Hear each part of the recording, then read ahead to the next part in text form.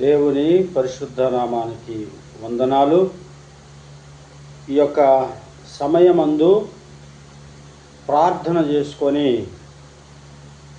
దేవుని యొక్క వాక్యములో ఒక 2 నిమిషాలు మనము ముందుకు సాగిపోదాం. ప్రార్థన. స్తోత్రము నాయన, పరిశుద్ధుడా, ప్రేమ కలిగిన దేవా, నీకు స్తోత్రము నాయన. ఈ సమయమందు ఈ యొక్క వీడియో ఎంతమంది అయితే చూస్తూ ఉన్నారో, చూస్తున్నటువంటి ప్రతి బిడ్డను మీరు దర్శించి ఆశీర్వదించి స్వస్థపరచి ఆరోగ్యాన్నిచ్చి వారి కుటుంబంలో నెమ్మది, శాంతి, సమాధానాన్ని కలగచేయమని ప్రార్థన చేస్తున్నాను తండ్రి. నీకు స్తోత్రము నాయన.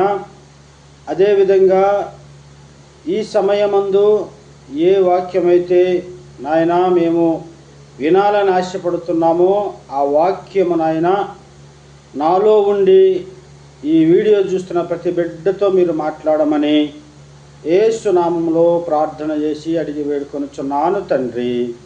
ఆమేన్, ఆమేన్. ఈ యొక్క సమయమందు కీర్తనలో 1వ కీర్తన అంటే మొదటి కీర్తన మనం చదువుకొని 2 నిమిషాలు ఈ వాక్యాన్ని మనం ధ్యానించుకుందాం. దుష్టుల ఆలోచన చొప్పున నడువక, పాపుల మార్గమున నిలవక, అపహాస్యకులు కూర్చుండ చోటు కూర్చుండక, యెహోవా ధర్మశాస్త్రమునందు ఆనందించుచు దీవారాత్రము దానిని ధ్యానించువాడు ధన్యుడు. అతడు నీటి కాలువల యోరన నాటబడినదై ఆకు వాడక తన కాలమందు ఫలమిచ్చు చెట్టు వలె నుండును. అతడు చేయనిదంతయు సఫలమగును. దుష్టులు అలాగు నుండక గాలి చెదరగొట్టు పొట్టు వలె నుందురు. కాబట్టి న్యాయ విమర్శలలో దుష్టులను, నీతిమంతుల సభలో పాపులను నిలవరు. నీతిమంతుల మార్గము యెహోవాకు తెలియను, దుష్టుల మార్గము నాశనమునకు నడుపును. చదవబడినటువంటి వాక్యాన్ని దేవుడు దీవించునుగాక. క్రీస్తునందు దేవుని యొక్క బిడ్డలారా, ఈ యొక్క సమయమందు ఈ చదవబడినటువంటి కీర్తనలో మనం చూసినట్లయితే మొదటి వచనములో ఏమి రాయబడి ఉందంటే, దుష్టుల ఆలోచన చొప్పున నడవక, పాపుల మార్గమున నిలువక, అపహాస్యకులు కూర్చుండ చోట కూర్చుండక, యెహోవా ధర్మశాస్త్రమునందు ఆనందించుచు దీవారాత్రులు దాన్ని ధ్యానించువాడు ధన్యుడు అని వాక్యము చలవిస్తూ ఉంది. దుష్టుల ఆలోచన చొప్పున నడవద్దు. దుష్టుడైనటువంటి సాతాను మనుషులను దేవునికి దగ్గరికి రాకుండా వాడు అనేకమైనటువంటి పాపముల చేత, అనేకమైనటువంటి ఆలోచనల చేత వాడు దేవునికి మనుషులను దూరం చేసేటువంటి పని పెట్టుకొని భూలోకములో సంచరిస్తూ ఉన్నాడు. కాబట్టి వాడి ఆలోచన ఏంటి అంటే, ఈ భూలోకంలో ఉన్నటువంటి అనేకమైనటువంటి పాపాలలో మనుషులను పడద్రోయటే వాడి యొక్క ఆలోచన.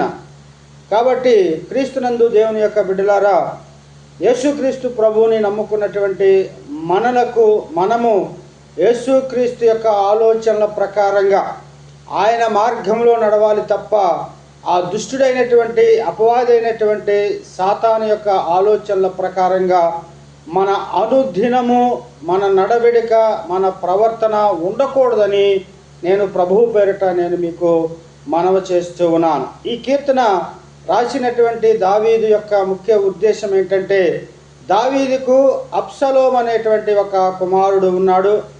ఆ యొక్క కుమారుడు దావీదు మీదనే అంటే తండ్రి మీదనే తిరుగుబాటు చేసినటువంటి సందర్భము ఉన్నది. పరిశుద్ధ గ్రంథంలో మనం చూసుకున్నట్లయితే అది రాయబడి ఉంది.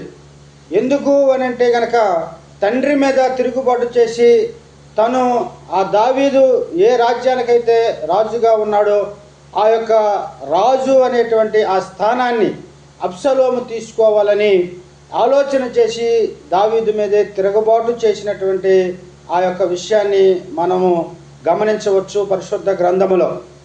ఈ ఆలోచన దావీదు యొక్క కుమారుడికి ఎలా వచ్చిందయ్యా అంటే, అహితోపేలు అనేటువంటి ఒక వ్యక్తి ఆ అబ్షలోము పక్కన ఉండి, నీ తండ్రి రాజుగా ఉన్నాడు కాబట్టి అది నీవు తీసుకోవాలంటే నీ తండ్రి మీద తిరుగుబాటు చేయాలనేటువంటి ఒక దుష్ట ఆలోచన, ఒక కుమారుడికి తండ్రి మీద తిరుగుబాటు చేసేటువంటి ఆలోచన కలగజేసింది అహితోపేలు అనేటువంటి ఒక వ్యక్తి.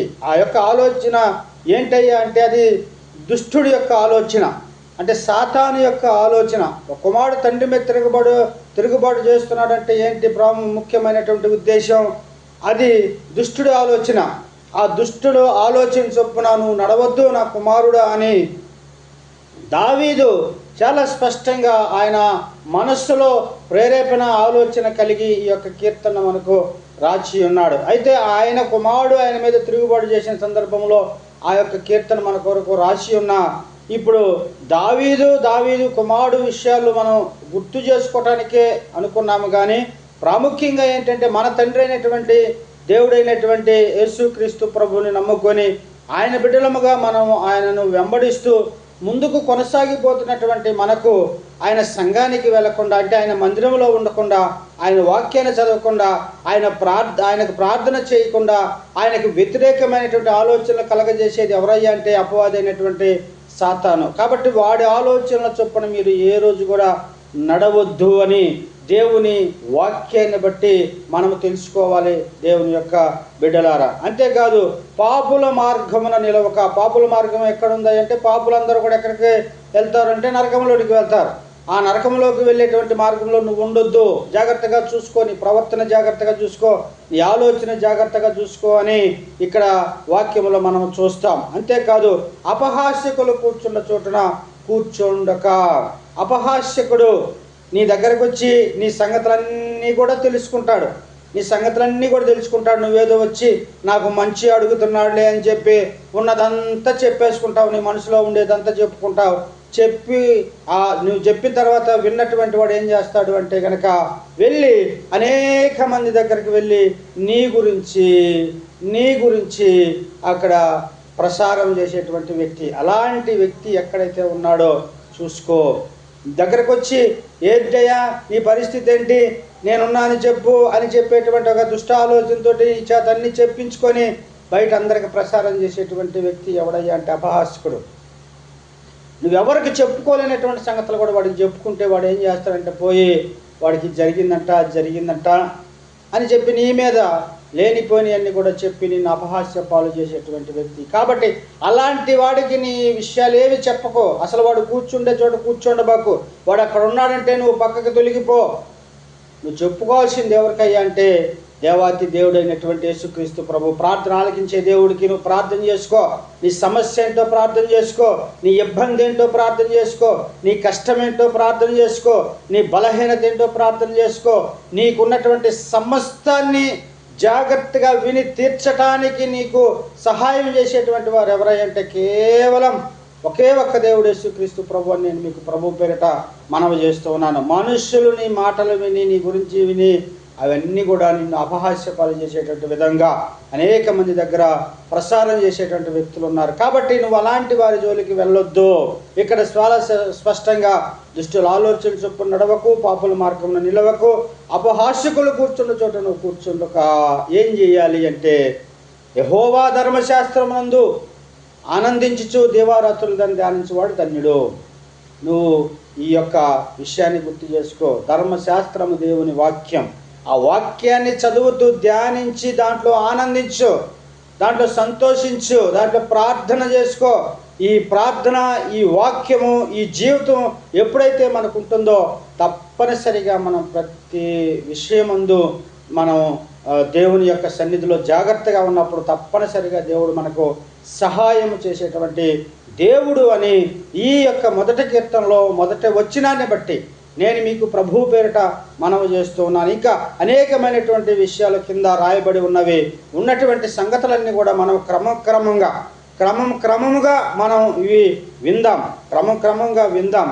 ఒక రోజుతో పోయేది కాదు కదా, ఇది క్రమంగా విందాం. కాబట్టి ఈ మొదటి వచనములో మనము నేర్చుకోవాల్సింది ఏంటంటే దుష్టుడైన అపవాది ఆలోచనల చొప్పున నడవద్దు, పాపుల మార్గమున నిలవద్దు, అపహాస్కులు కూర్చున్న వైపుకి వెళ్ళవద్దు. దేవుని వాక్యాన్ని చదువుకుంటూ దేవునికి ప్రార్థన చేసుకుంటూ నీ విశ్వాస జీవితాన్ని నువ్వు కనుక కొనసాగిస్తే తప్పనిసరిగా నీ యొక్క ప్రతి అవసరతను తీర్చగలిగే శక్తివంతుడైనటువంటి దేవుడు యేసు క్రీస్తు ప్రభు అని నేను మీకు ప్రభు పేరిట మనవి చేస్తూ ఉన్నాను. దేవుడి యొక్క వాక్యాన్ని దీవించునుగాక. ఆమేన్.